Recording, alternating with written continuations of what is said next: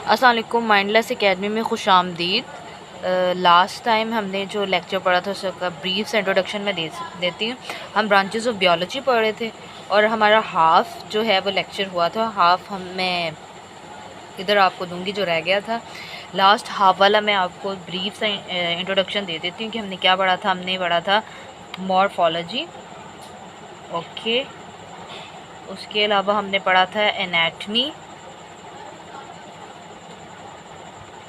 और हमने पढ़ा था फिजियोलॉजी और histology and cytology. The last one is molecular biology. अब पढ़ लेते हैं इनमें है क्या। मॉर्फोलॉजी में जो है वो हम ओनली इंटरनल स्ट्रक्चर नहीं, ओनली हम स्ट्रक्चर पढ़ते हैं, ठीक है, या आउटवर्ड अपीयरेंस कह लो, आउटवर्ड अपीयरेंस। एनाटमी में हम इंटरनल स्ट्रक्चर पढ़ते हैं। फिजियोलॉजी, फिजियो मतलब फंक्शन और लॉजी मतलब स्टडी। फिजियोलॉजी में हम पढ़ते हैं function of body part.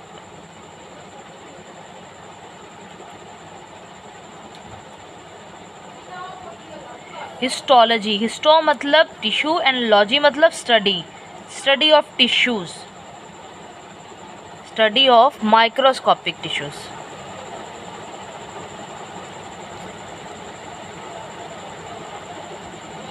Cytology, logy मतलब स्टडी एंड साइटो मतलब cell, study of cell. Cell कैसे बनता है, सेल कैसे डिवाइड होता है, सेल क्या क्या करता है, सब कुछ इसमें हम पढ़ते हैं। Microbiology, study of bio molecules, study of bio molecules. 1 second, molecules, okay. ये हमने लास्ट लेक्चर में पढ़ा था। अब जो हमने पढ़ना है बाकी ब्रांचेस को आज हम पढ़ेंगे 1 बाय 1।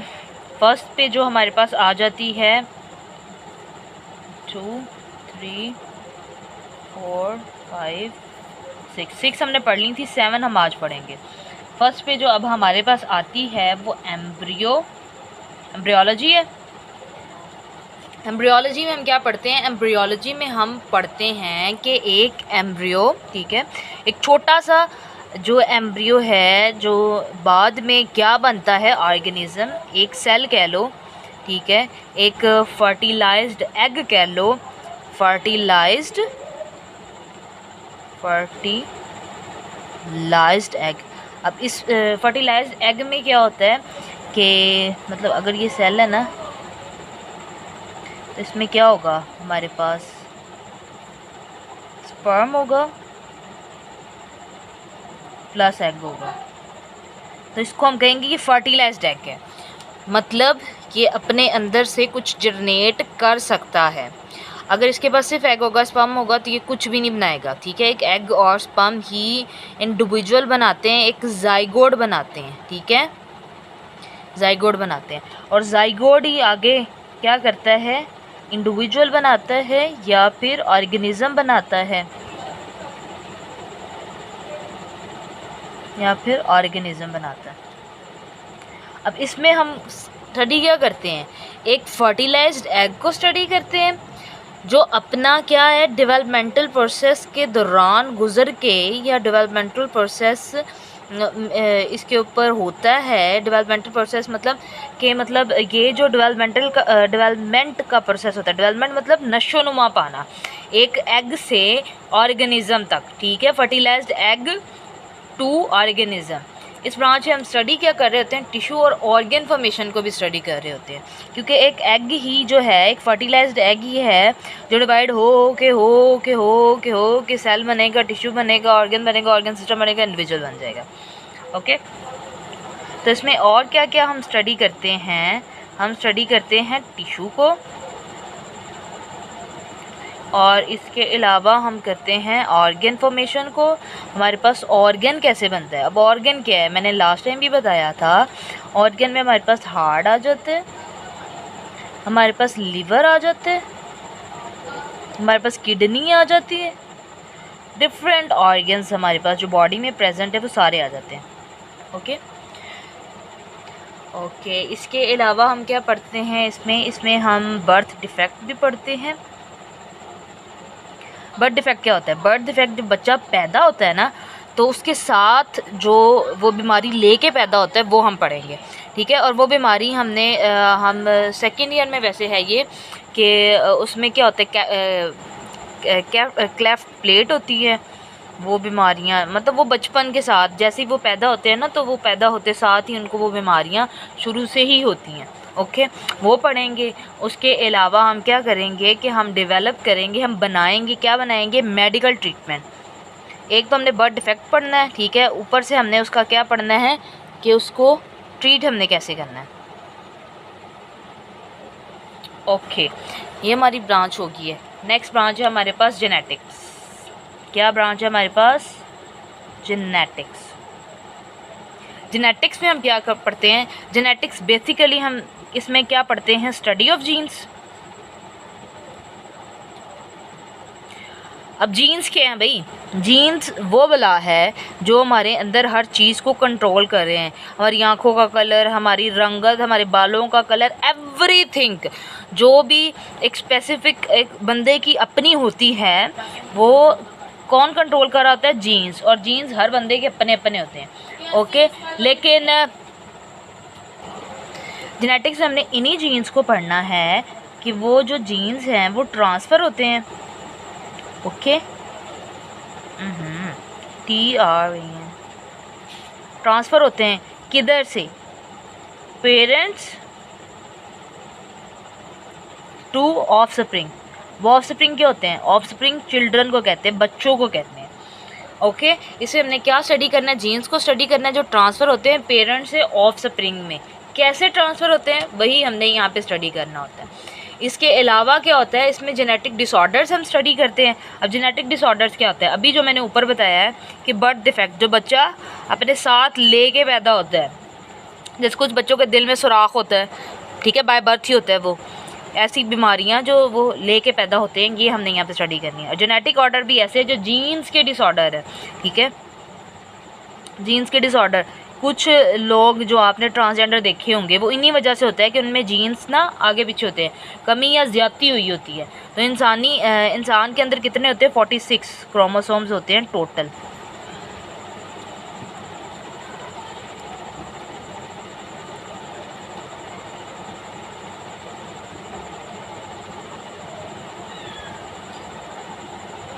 ओके हमने इसमें ये पढ़ लिया, ठीक है, इसमें जेनेटिक डिसऑर्डर पढ़ लिए। उसके अलावा हम क्या करते हैं इसमें हम पढ़ते हैं varieties of plants and animals भी हम इसके अंदर स्टडी करते हैं। अब ये क्या बताया भाई? अच्छा इसकी सिंपल एग्जांपल ये है कि आपने ऐसे फल खाए होंगे जिनमें बीज नहीं होता, ठीक है, तो वो आर्टिफिशली इंट्रोड्यूस करवाए जाते हैं इसी की बना पे। मतलब जो आप खाते हो संतरा, माल्टा, कीनो, तो इस तरह के डिफरेंट टाइप्स हैं तो एक ही चीज़ लेकिन डिफरेंट टाइप्स हैं। तो ये समझाने के लिए कि हम जेनेटिक्स का इस्तेमाल करके एक ही चीज़ की काफ़ी ज़्यादा एग्जाम्स बना सकते हैं एक ही जैसी, ठीक है। उनमें सिर्फ कुछ तब्दीलियाँ होंगी, बाकी ऑलमोस्ट वो सेम ही नज़र आएंगे। ओके नेक्स्ट जो हमारी ब्रांच है वो है पैलेंटोलॉजी। नेक्स्ट ब्रांच है हमारी पैलेंटोलॉजी। इसमें हम किसको स्टडी करते हैं? ये भी बायोलॉजी की ब्रांच है जिसमें हम किसको स्टडी करते हैं? Study of fossils. अब ये फॉसल्स क्या भला है? फॉसल्स वो चीज़ है जो कई सालों से किसी भी चीज़ के नीचे दब के रहती है। लेट्स सपोज वो बर्फ़ हो जाए, वो रेत हो जाए, वो मिट्टी हो जाए, कई सालों तक कोई प्लांट या एनिमल का ढांचा ज़मीन के नीचे दबा रहे कई सालों तक, तो उसे हम फॉसिल्स करार देते हैं। इसकी बेस्ट एग्जांपल है डायनासोर, सुना तो होगा आपने। तो डायनासोर अगर हमने किसी भी चीज़ के नीचे दबा हुआ मिल जाए, बर्फ़ के नीचे हो, रेत के नीचे हो, मिट्टी के नीचे, किसी भी चीज़ के नीचे, तो वो उसका क्या कहलाएगा? फॉसिल्स। ठीक है, इसमें अब फॉसिल्स की स्टडी क्यों करते हैं? एवोल्यूशनरी हिस्ट्री को पता चलाने के लिए। ऑर्गेनिजम्स की किस चीज़ को पता चलाने के लिए? एवोल्यूशनरी हिस्ट्री को पता चलाने के। एवोल्यूशनरी हिस्ट्री क्या है भाई? जो पुराने ज़माने में जितनी भी जानदार रहते थे उनका पता चलाने के लिए, वो कैसे रहते थे, ठीक है, उनका आपस में जो ताल्लुकात थे वो, और उनके जीन्स के बारे में पता चलाने के लिए हम इनको स्टडी करते हैं। बुक के अंदर भी डायनासोर की ही एग्जांपल दी हुई है। ओके, और वो कह रहा है कि जो डायनासोर है बुक के अंदर, वो क्या कह रहा है कि जो डायनासोर के फॉसिल्स हैं वो जायंट रेप्टाइल्स हैं। ठीक है, आपने 5 एग्जाम तो पढ़ी होंगी, चलें छोड़े, वो यहाँ पे नहीं होती। जाइंट बस आप ने ये कह देना, ये बस याद रखना है कि जो डायनासोर फॉसिल्स हैं वो क्या हैं? जाइंट रेप्टाइल्स हैं। ओके, जो डायनासोर फॉसिल्स हैं वो हमें ये बताता है कि इस दुनिया में यही सबसे जाइंट रेप्टाइल्स है।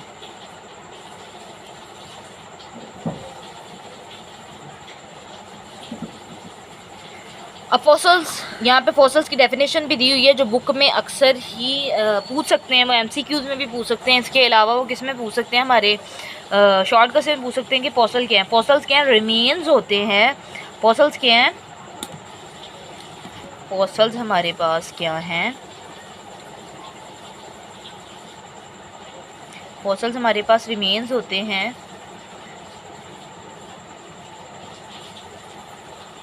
रिमेन्स होते हैं किसके?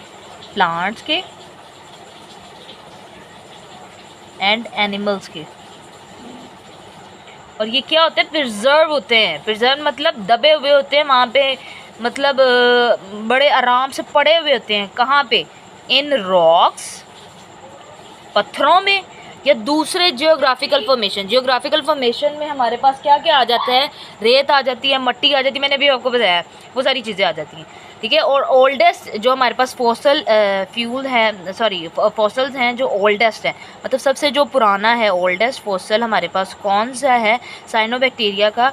ये आपको एमसीक्यूज़ आ सकता है जो कि बहुत ज़्यादा अहम है कि ओल्डेस्ट फॉसिल कौन सा है? साइनोबैक्टीरिया का। किसका है? साइनोबैक्टीरियन। ओके, हमारे पास ये भी हो गया। इसके अलावा हमने नेक्स्ट हमारी जो ब्रांच है वो टेक्सोनमी है।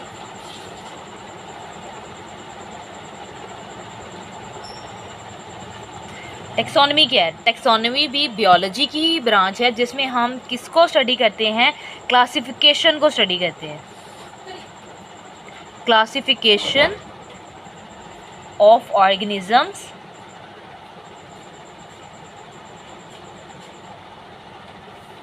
into groups on the basis of, किसकी बेस पे? सिमिलैरिटी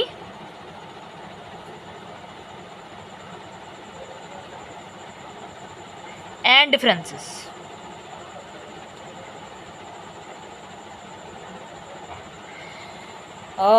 शायद आपने पढ़ा हो, अगर नहीं पढ़ा तो मैं बता देती हूँ। 5 किंगडम क्लासिफिकेशन नाम सुना है? इसकी मैं एग्जांपल आपको ऐसे दूंगी, ये आपकी बुक में नहीं है। 5 किंगडम क्लासिफिकेशन।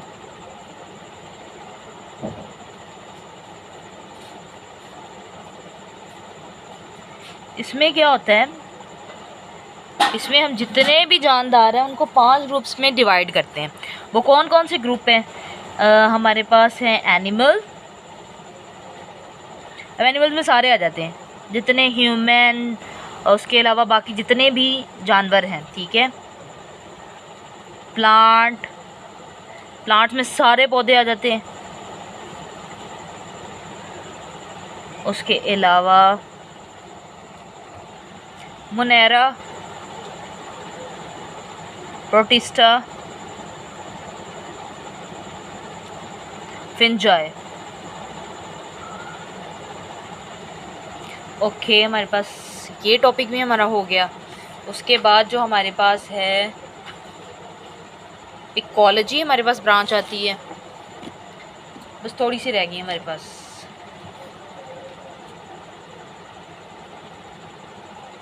इकोलॉजी में हम क्या स्टडी करते हैं? इकोलॉजी में हम एनवायरनमेंट का रिलेशनशिप ऑर्गेनिज्म के साथ स्टडी करते हैं। क्या स्टडी करते हैं? Relationship between organism and environment.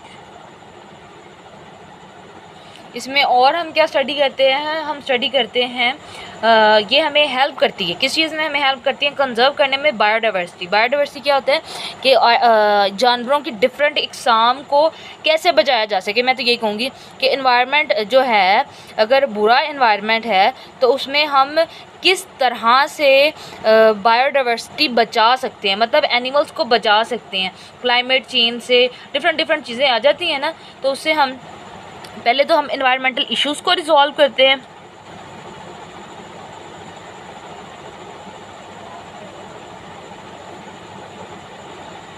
Issues को डिस्कस करते हैं या रिजॉल्व करते हैं। ओके, इसके अलावा जो है हम बायोडाइवर्सिटी को कंजर्व कर रहे होते हैं।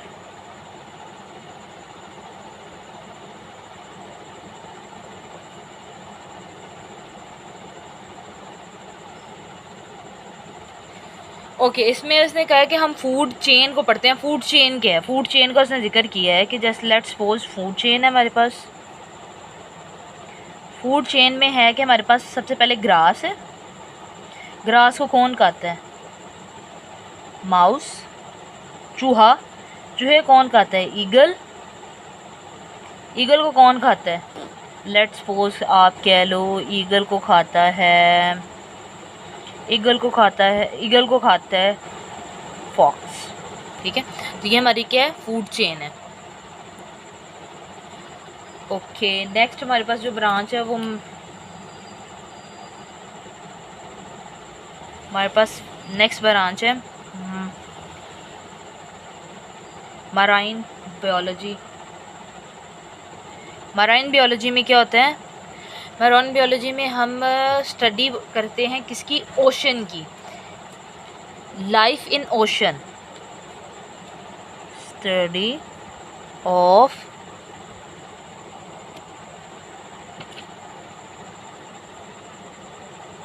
Life in ocean. इसमें क्या स्टडी करते हैं? अब ओशन में क्या होता है? ओशन में काफ़ी ज़्यादा चीज़ें होती हैं। चीज़ें मतलब काफ़ी ज़्यादा जानदार होते हैं। फ़िशेज़ होती हैं, ऑक्टोपस होता है, टर्टल होता है, मतलब काफ़ी ज़्यादा चीज़ें होती हैं। काफ़ी ज़्यादा यहाँ पे भी काफ़ी ज़्यादा बायोडाइवर्सिटी है जिसको हमने सेव करना है। ठीक है, सेव करने के लिए हम क्या पढ़ते हैं? Marine biology. मैराइन बायोलॉजी में हमने डाइवर्सिटी को स्टडी करना है, न्यू स्पीशीज़ को डिस्कवर करना है। इसमें भी हम क्या करेंगे? कंजर्व करेंगे बायोडाइवर्सिटी को। उसके अलावा क्या करेंगे? उसके अलावा हमने क्या करना है? डिस्कवर करना है किसको? न्यू स्पीशीज को। ओके, और इसके अलावा हमने इश्यूज को डिस्कस करना है।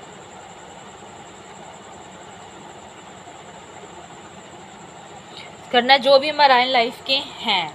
ओके, इसमें उसने एग्जांपल्स दी है हमारे बुक के अंदर। कोरल रीफ्स बहुत ही खूबसूरत आप कह लो ऑर्गेनिज्म है जो समुद्र में पाया जाता है। इसका काम क्या होता है? ये कार्बन को ना कार्बन बाइकार्बोनेट को ये निकालता है अपने अंदर से और एक हार्ड स्ट्रक्चर बनाता है जो कि इंतहाई खूबसूरत लगता है समुद्र के अंदर। नेक्स्ट ब्रांच जो हमारे पास है वो पैथोलॉजी है। पैथोलॉजी में हम क्या करते हैं? पैथोलॉजी में हम डिज़ीज़ को स्टडी कर रहे होते हैं।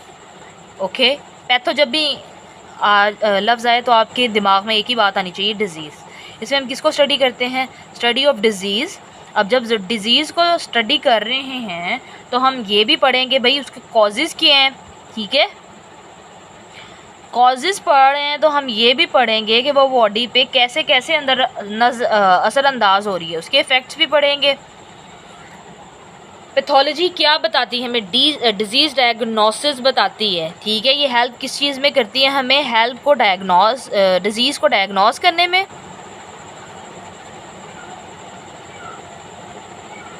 ठीक है। ये हमें प्रिवेंशन में हेल्प करती है कि हम कैसे बचा सकते हैं, ये कैसे बच सकते हैं बीमारी से। उसके अलावा ट्रीटमेंट भी सजेस्ट करती है।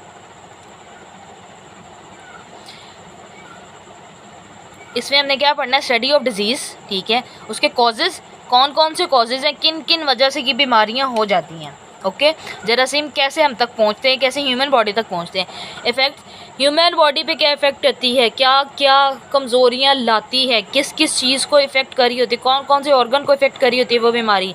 और कि हमें ये क्या बताता है? डिजीज़ डायग्नोस बताता है, हमें बताता है कि इस बंदे को कौन सी बीमारी है। उसके अलावा प्रिवेंशन बताता है कि हमने बीमारी से बचना कैसे है, और ट्रीटमेंट बताता है कि कौन सा ट्रीटमेंट करके हम बीमारी से जान छुड़ा सकते हैं, ओके। इसमें उन्होंने एक और चीज़ बताई है कि आपकी बुक के अंदर पैथोलॉजी, जो पैथोलॉजिस्ट है ना वो स्टडी कर रहा होता है अनकंट्रोल्ड डिवीजन को, स्प्रेड ऑफ सेल्स को, जो कि कैंसर की कॉज करती हैं। मतलब हर वो चीज़ जो बीमारी कॉज करी वो हम पैथो में पढ़ेंगे, ओके। नेक्स्ट टॉपिक है हमारे पास इम्यूनोलॉजी। बस थोड़े सी बस दो ब्रांचेस रह गई हैं हमारी। इम्यूनोलॉजी,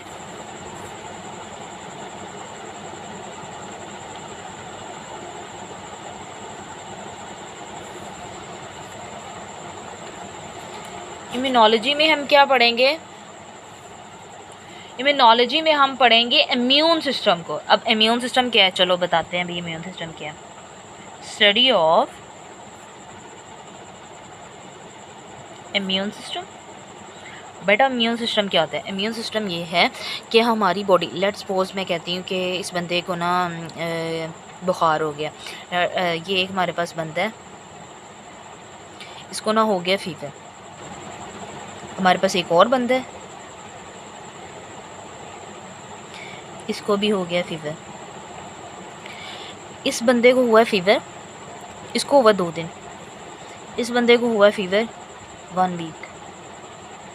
हालांकि इसका भी गला ख़राब था, इसका भी गला ख़राब था। इसको भी गला ख़राब होने की वजह से बुखार हो गया, इसको भी गला ख़राब होने की वजह से बुखार हो गया। इसका बुखार हो गया 2 दिन के अंदर ठीक, लेकिन इसको लगा 1 वीक ठीक होने में। तो हम कहेंगे कि इसकी जो इम्यूनिटी है, इसकी क्या है, जो इम्यूनिटी है वो है स्ट्रॉन्ग, और इसकी जो इम्यूनिटी है वो है वीक। अब वो कैसे पता चला? मतलब हमारी बॉडी के अंदर एक सिस्टम है, जब भी कोई डिज़ीज़ किसी भी बंदे को घेरती है तो वो क्या करता है, वो एक्टिवेट होता है, और वो जो बीमारी या कोई भी ख़राबी हमारी बॉडी के अंदर चल रही होती है उससे लड़ता है। और वो जितनी जल्दी लड़ के ठीक हो जाता है उसको हम कहते हैं कि उसकी इम्यूनिटी स्ट्रॉन्ग है। या आप कह लो कि हमारे अंदर भी ना एक हमारी साइड का एक फ़ौजी होता है, ये फ़ौज है पूरी जो लड़ती है बीमारी से। तो वो जो लड़ती है बीमारी से उसको हम क्या कह रहे हैं? Immune system. बात समझ आइए कि एक बंदा है जिसको 2 दिन बुखार हुआ, और एक बंदा एक ही वजह से, एक ही चीज़ से जिसको बुखार हुआ है, दोनों बंदों को, लेकिन ये 2 दिन में ठीक हो गया कि 1 हफ्ते में। क्यों? क्योंकि इसकी इम्यूनिटी स्ट्रॉन्ग है और इसकी इम्यूनिटी वीक है, ओके। तो ये हमारा इम्यून सिस्टम है। ये हम किस में पढ़ते हैं? इम्यूनोलॉजी में। इम्यूनोलॉजी में हम क्या पढ़ रहे होते हैं? इम्यून सिस्टम को, जिसका काम क्या होता है कि हमारी डिज़ीज़ के अगेंस्ट अपना रोल प्ले करना, ठीक है। वो रोल प्ले करते हैं, प्ले रोल अगेंस्ट डिजीज़। अब वो कोई भी डिज़ीज़ हो सकती है, ओके। तो इसमें होता क्या है? इसमें हम क्या करते हैं? इसमें हम वैक्सीन को तैयार करते हैं। वैक्सीन का नाम तो सुना ही होगा आपने। इसमें हम वैक्सीन्स को तैयार कर रहे होते हैं, ठीक है। ऑटो इम्यून डिज़ीज़ को क्या कर रहे होते हैं? ट्रीट कर रहे होते हैं। ये इसमें पढ़ रहे होते हैं ऑटो इम्यून डिजीज़ क्या होती हैं। चलो ऑटो इम्यून डिजीज़ क्या, इम्यून सिस्टम की समझ आ गई होगी आपको। ऑटो इम्यून डिजीज़ क्या होती हैं कि इस बंदे की बॉडी ने कोई भी ना एक ना इस ना बंदे के अंदर ना एक जरासीम एंटर हुआ है। इसकी बॉडी के अंदर। अब जब जरासीम एंटर हुआ, लेट्स सपोज वो जरासीम, मैं कहती हूँ यहाँ पे मैं दोबारा बना देती हूँ, ड्रॉ कर देती हूँ। एक जरासीम आया, इसको हम जर्म कहेंगे। वो ना एक बॉडी के अंदर एंटर हुआ है। जैसे ही वो एंटर हुआ है तो बॉडी ने क्या किया है, उसके ख़िलाफ़ लड़ना शुरू किया है। ठीक है, अब लेट्स सपोज ये जो जर्म है ना वो किसके अंदर एंटर हुआ है, स्टमक के अंदर। मुंह से गया और स्टमक में चला गया। जैसे वो स्टमक में गया, उसने स्टमक को इफेक्ट किया। जब स्टमक को इफेक्ट किया तो हमारा जो इम्यून सिस्टम है वो एक्टिवेट हुआ। जैसे ही इम्यून सिस्टम एक्टिवेट हुआ, उसने क्या करना था, जर्म को मारना था, उसने स्टमक को मारना शुरू कर दिया। उसने कहा कि इसकी ख़राबी है। इसमें ये होता है कि ऑटो इम्यून डिजीज़ में कि बॉडी ने जरासीम को मारने की बजाय उसी ऑर्गन को इफेक्ट करना शुरू कर दिया, मतलब अपने ही सेल्स को मारना शुरू कर दिया। इसमें हम कहते हैं ऑटो इम्यून डिजीज़ अपने आप ही पागल हो जाती है और अपनी बॉडी को ही मारना शुरू कर देती है। ऑटो इम्यून डिजीज़ भी हम इम्यूनोलॉजी में पढ़ते हैं। उसके अलावा हम इसके रिस्पॉन्सेस को बेहतर करने के लिए, इन्फेक्शन से लड़ने के लिए जो भी काम करते हैं वो इम्यूनोलॉजी में ही स्टडी करते हैं। मतलब इन्फेक्शन को कैसे रोका जाए, इन्फेक्शन से कैसे लड़ा जाए, वो भी इम्यूनोलॉजी में ही स्टडी करते हैं। जो हमारा लास्ट ब्रांच है वो है फार्माकोलॉजी। अब जब भी फार्मा का जिक्र आएगा ना तो आपके दिमाग में एक ही चीज़ आनी चाहिए, वो क्या है, ड्रग। हम किसको स्टडी कर रहे होते हैं, ड्रग को। ओके, फार्माकोलॉजी में हम किसको स्टडी करते हैं, ड्रग को। अब ड्रग को स्टडी कर रहे हैं, उसके अलावा उसके इफ़ेक्ट्स को भी स्टडी करेंगे कि अगर हम ये दवा खाएं तो वो बॉडी पे कैसे असरअंदाज होती है। ठीक है, ये स्टडी करते हैं। इसके अलावा हम नई ड्रग्स को स्टडी करते हैं, नई ड्रग्स कैसे बनती हैं वो इसी की हेल्प से हमने स्टडी करते हैं। इसी ब्रांच में हम स्टडी करते हैं। एग्जाम्पल के तौर पे हम जो एंटीबायोटिक बनाते हैं वो भी इसी फील्ड में बनाते हैं। और वो एंटीबायोटिक किसके लिए होती है, एंटीबायोटिक टू किल जर्म या टू किल बैक्टीरिया। एंटीबैक्टीरियल है ना, तो टू किल बैक्टीरिया।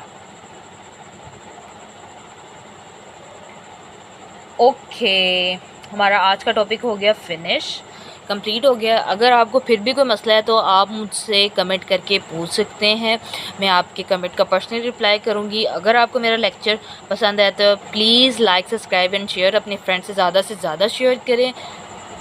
ओके, अल्लाह हाफ़िज़, मिलते हैं नेक्स्ट